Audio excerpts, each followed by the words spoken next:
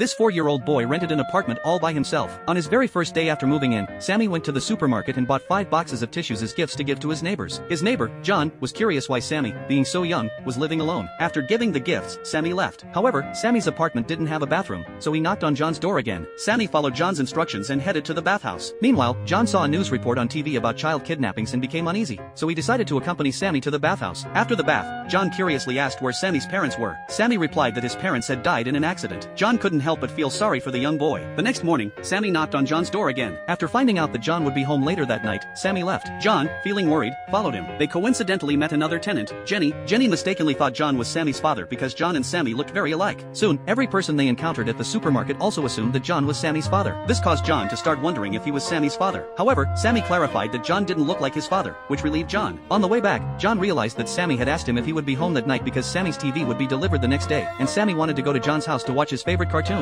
When John returned, he ran into Jenny, who apologized for the misunderstanding. At that moment, John found himself wishing he really were Sammy's father because he wanted to take care of him. The next day, Sammy and John went out to throw away the garbage. While passing by Jenny's room, they noticed she was lying on the floor asleep. John thought something terrible had happened, but it was actually Sammy who thoughtfully went over to wake Jenny up. Jenny had been drinking to cope with her issues with her boyfriend. Sammy ran to the convenience store and, after tripping and falling, didn't cry. He bought a bottle of frozen drink and brought it back, telling Jenny to wrap it in a towel and apply it to her eyes to help with the swelling. Both John and Jenny were surprised by how considerate Sammy was. John couldn't help but wonder how a 4-year-old could be so understanding. Sammy knew so much because he had often seen others crying in the past.